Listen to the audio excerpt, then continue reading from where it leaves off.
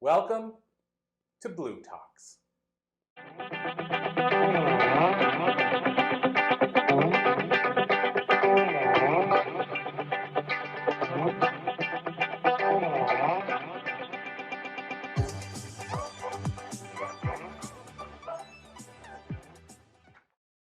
So who here thinks they know the truth? Of course you do, because otherwise you wouldn't believe it.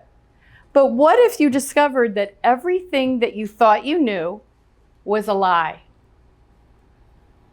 Right here are my great-grandparents. This is my Nanny Becky. On her 16th birthday, she woke up and her parents said to her, "We're not your parents, we're actually your grandparents. Your mother died in childbirth and your father went to America and has remarried and has 4 children and they've just sent for you. We have your trunk packed and you're on your way to America tomorrow." So how do we know what we know is the truth? My story started out because I filled myself with a lot of lies. I grew up as a small child with learning disabilities, and I struggled in school. And I remember in kindergarten, everyone could do their numbers, everyone could do their letters, they could read, they could write, and I was lost. Which then created a cycle of me going to summer school every summer. And then I learned to give my power away to everyone who I thought was smarter than me, which guess what? Was just about everyone. By the time I got to 38 years old, I had a nervous breakdown. I didn't understand my purpose. I didn't understand why I wanted to be here. And the only thing that kept me going were my children. So I decided to seek help, and I was going to therapists 2 to 3 times a week, and no one was helping me. I struggled, and then someone suggested a hypnotist. And I'm like, a what? Aren't they gonna make me quack like a duck? And then I thought, I'm desperate. So I'm gonna do whatever it takes for me to heal. Miracles happened. I started going to her and my life changed. And I decided I have to do this because I have to help other people who were in the same position that I am. So what I did was I went on and I became a hypnotist, and then I was hooked. Every single, you name it, energy medicine, and neuro-linguistic programming, I just went on, I was obsessed. But then I needed to know, I wanted to get to the root cause of what people's issues were. So where do your beliefs actually come from? Well, when we're born, we get our beliefs from our parents, we get our beliefs from our teachers, our siblings, our wounding, but we can also inherit them. So we actually have beliefs that can come in from our grandparents, our great-grandparents, sometimes up to several generations back, that run us unconsciously and we don't even know it. So we actually have 5 major brain frequencies that we go in and out of several times a day. But from the time we're born, we are in delta, and it's a really big wave, and we absorb enormous amounts of information as a baby. Then we go into theta, and theta is a smaller wave, but it's also deep information where the things that get programmed very deeply there. And then alpha, which is a meditative state that we go in and out of 7 to 10 times a day. And beta, hopefully, that you're all at right now. And gamma, I reserve for the Tibetan monks who, I'm not there. So I want to teach you a technique. This was so cool. This is an ancient Hawaiian technique called the hakalau. And what you do is you take your fingers and you bring them out as far as you can in your peripheral vision and kind of do a lazy eye stare and take a deep breath. And you may find yourself almost sighing when you do that. This instantly puts you into alpha, and it puts you into a deep learning state.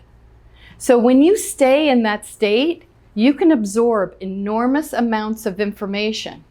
And then when you need to access it again, you put yourself back in that state and the information will come up easily. So if you have children who need to take tests or you're studying to speak in front of people, you want to use this technique so that it'll help you remember things. But here's the interesting thing. So that's in that alpha state, which is a deep learning state. Guess where you are when you're on social media, when you're watching television? You're zoned out. You're in that alpha state. So things that you experience in the world when you're in that state, you become programmed. So this information becomes part of you unconsciously, and it runs you. So half the time people don't even understand why they know things, and it just is there, or they have a fear or a phobia that's just there. So here's two made-up people. One person is from the West Coast. They grew up in an urban environment. They had permissive parents. They didn't believe in God. They had learning disabilities. They were skinny, wealthy, liberal in their politics. This person was bullied and had low self-esteem. The other person was from the South, and they were in a rural environment. They were poor, had a very strict family. They were athletic, religious, smart. They were an immigrant, and they were confident. Do you think that these two people see the world from the same perspective? Not at all. So when you meet someone who has a different belief system than you do, it's important to honor it. Because as human beings, we think that everyone sees the world the same way we do. And it's far from it, and it's why it makes us all so special and unique. So what's interesting is this past summer, I spent time with some indigenous elders. And the one thing that I kept seeing over and over again, they wouldn't look me in the eye, and they kept looking down, and they had terrible self-esteem. And they started talking about the abuse that they had and their ancestors had dealt with. And the same thing happened about 10 years ago. I hiked 3 hours into the jungle of Costa Rica and spent time with the Taraba tribe. And they brought us in, and we all sat down, and they started talking to us about how they were taken away to these residential schools, their grandparents and their parents, and they were brought there by missionaries, and they were told to forget all of their beliefs. They had to kneel on gravel. They were beaten if they spoke their language or if they repeated anything that had to do with their culture. It takes 2 generations to forget. So these people were amazing, and a lot of their children have become westernized, so they are bringing people in to carry on their ways. And on a side story, when we came in, they had this wooden bowl that they passed around to everyone with this lumpy liquid. And it was kind of like a peace pipe. They asked us, we had to drink it. You really had no choice in the matter. So we're passing it around, and they called it chicha. I had this memory of something from National Geographic that just popped up in my head, and I thought, I don't know, I'm going to look this up when I get back to civilization. They brought us into ceremony, shared a lot of their beliefs. It was an opportunity of a lifetime. And by the way, when I got back, I looked it up. Anyone know what the yucca plant is? The yucca? They take the yucca and they chew it and spit it into a bowl. And the saliva ferments into alcohol. Yes, I'll leave you with that one. So we all have the opportunity to really look at our belief systems, and especially through our DNA. Now, when we inherit belief systems, it's not that it changes our DNA, but it changes the way our DNA is expressed. They actually did a study with mice where they took these mice and they shocked them, and every time they shocked them, they would have the smell. And so they started to associate the smell with the shock. Their grandpups ended up running when they just smelled that smell. They've done that study with people who were survivors of the Holocaust and their children. high cortisol rates, schizophrenia, all of these dysfunctional beliefs and behaviors that they're carrying on generationally. Our beliefs impact our perceptions, and our perceptions impact our behaviors. So one of the things I do is I talk about money mindset. So how many people here would like to make $1 million a year? Oh. Yeah, why not? So I show a picture of a mansion and I ask everyone to describe the people in the mansion to me. Oh, they hate each other, they're getting a divorce, their kids are on drugs, they can't afford to heat the house. And then I ask, well, if you want to make money in this life, how are you going to make money if unconsciously you believe that people with money are evil? How many movies have you ever seen, or television shows have you ever seen, where someone with money is a good guy? Ever? We have been programmed to believe that people with money are evil, are bad, or it's not something for us. And even to the point in spiritual beliefs, there's a quote from the Bible about not being able to pass through the eye of a needle. The camel can't pass by. It's just insane what we have been trained to believe. So what is the truth?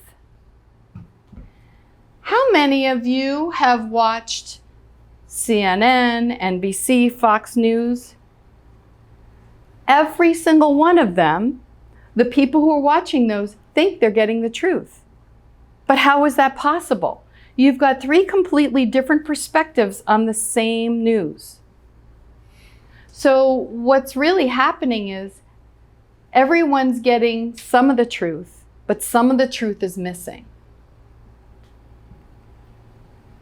So there's a story called The 6 Blind Men and the Elephant. And they had the 6 blind men who go up to the elephant, and everyone is at a different spot on the elephant. So the first blind man is at the trunk and said, it's a thick branch of a tree. Another blind man is at the tusk and said, oh, it's a pipe. Someone else is at the ear and says it's a giant fan. Another blind man is at the side and says it's a giant wall. And then another blind man is at the tail and says this is a rope. And they're arguing back and forth and back and forth. A wise man listens, hears them all arguing and said, wait a minute, you're all right, because you all only have a piece of the puzzle. You don't have the whole thing. So not everything that makes sense is true, and not everything that is true makes sense. We have something called the reticular activating system. And it's the part of our brain that we go into fight or flight, and then all the blood rushes out of our brain, and now women have the ability to pick up cars and getting children out from under the car, or we're running from that saber-toothed tiger. So what happens when that happens is you lose your ability to think clearly. And out of survival, what happens is this part of your brain grabs onto the first thing that makes sense. It's not necessarily true, but out of survival, because this part of your brain wants to keep you safe, it will grab on to whatever sounds like it makes sense and it's safe. That's why people can grab onto these belief systems and you're like, where'd that come from? How do you believe that? And people get stuck in it. How many of you know about the blue eye, brown eye study that was done in 1968? This is an incredible story. Jane Elliott, who's a teacher in 1968, had a classroom full of children, second graders, who she wanted to teach them about discrimination, because Martin Luther King had just been assassinated, and she wanted these children to understand what it was like. So she took the classroom and took all the blue-eyed children, and she was blue-eyed herself, and she said to them, we're going to do an experiment. So for today, all the blue-eyed children are going to get to go to lunch early. They're going to get to stay on playground longer. And every time they raise their hands, she would say how amazing they were. Now, on the contrary, the brown-eyed children had to wear collars. Every time they spoke up, she would criticize them. The next day, they did the reverse. And what happened was incredible. It shocked the teacher and the students. In 15 minutes, those children turned on each other. They were violent towards each other. They teased each other. These were a classroom of children that started out loving and cared about each other at a very deep level, who suddenly, in 15 minutes, that's how powerful we can be brainwashed, how powerful messages are. We are all programmed, every single one of us. It's a matter of understanding what is our truth and what do we do with that. So for myself, a year and a half ago, I reached my limit and I said, it's time. I've been wanting to write a book. I've been wanting to put myself out there, but I was too afraid. And I made a list of all of my fears. What do I have to say that hasn't already been said? Who's going to want to read my book? I'm not that smart. All of this list that I put down. And then I used my own tools that I'd been using on other people. We're always the last. And I started to release. And I released. And I released. And then I began to forgive myself. And then I went through the process of forgiving other people who I had been carrying with me. And when I did that, miracles started to happen. As soon as I released everything, I was suddenly in the present moment. I wasn't triggered by anyone or anything anymore. And on top of that, the title of this book came to me, "In Every Belief is a Lie." And I'm very ADD. I don't sit still for anyone. I suddenly sat down and I was writing 5 hours a day for about 4 months. It was incredible. And then I finished this book and I was like, now what am I going to do with this thing?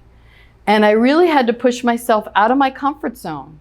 And I got it out there. And through the entire process, I visualized myself on a stage in a green dress, holding a best-selling book.